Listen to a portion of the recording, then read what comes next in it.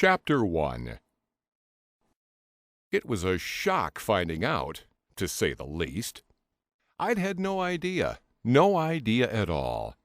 I think it was Phil that pointed it out first. Perhaps he didn't find it too rude because he didn't have a single hair on his head. I'll never forget his words. They will haunt me forever. "You're gonna go," he said. "Go what?" "Bald." The word hit me like a boxer on angel dust. Bald. "What makes you say that?" I asked. "Well, from behind you're starting to resemble Telly Savalas." He wasn't going to pull the punches then. I looked at him. The sneering cretin was enjoying this. "Bullshit," I scoffed. "Fair enough. Don't believe me then. But mark my words, mate, you'll go." "No chance," I laughed. But within minutes, I was in the bathroom, trying desperately to align a vanity mirror with a large mirror on the wall to view the back of my head. "Oh, Christ!" I screamed as I caught a glimpse of a gleaming patch of skin at the top of my vertex. My heart leaped and my hands suddenly felt wet through. I dried them against my trouser leg and aligned the mirrors again. Jesus, the patch was like a giant crop circle on top of my head. "You found it then?" Phil asked from the other side of the bathroom door, and I heard the sound of a number of people sniggering. "Found what? Whatever it was you borrowed Allison's vanity mirror for." "Bitch." I asked her to keep it quiet. "Look, it's not to check for a bald patch, okay?" "What you checking for then? Hemorrhoids?" "What?" "Well, we all know there's a large mirror in that bathroom, so why else would you need a vanity mirror?" "I prefer the vanity mirror." "Well, don't freak out when you see the size of your hemorrhoids. Those mirrors make things look larger than they really are." Of course, the mirror was concave. The patch might not be so big after all. It might even be my crown, magnified by the mirror. That must have been the longest day I ever spent at the office.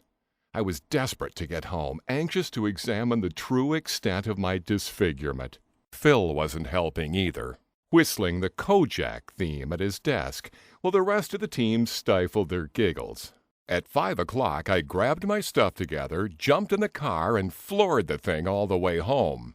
Once there, I dumped my briefcase in the hall and made a beeline for the bathroom.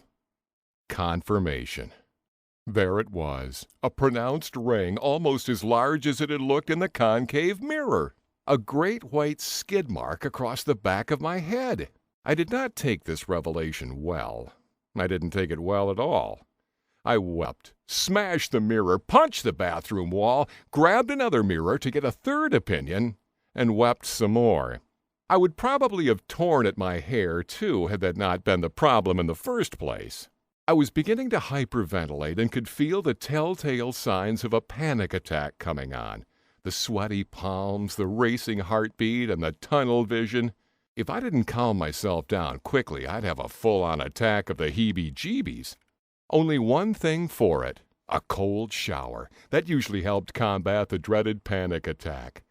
The cold water felt good, invigorating, like a defibrillator to a heart attack victim. Clear. When I was certain I had warded away the anxiety attack, I grabbed my rather dirty-looking towel from the radiator and began to dry myself, starting with my hair. I put one foot onto the side of the bath to help me dry the underside of my thighs, and as I did so, I looked into the bathtub. The scene of devastation in that bathtub was horrific. Shedded hair littered the bottom of the tub, dozens of them, fallen comrades strewn across the perspex. Christ, was that normal? I'd noticed hairs in the bath before, but never that many. I began to count them, 84 in total. Were they all from this latest shower? Or had some been there before? When had I last cleaned that tub? 2 or 3 days ago, probably? And I hadn't showered yesterday. That meant they were freshly shed. "I'm molting! Molting!" I screamed as I sank to my knees, sobbing and banging my fists against the bathroom floor.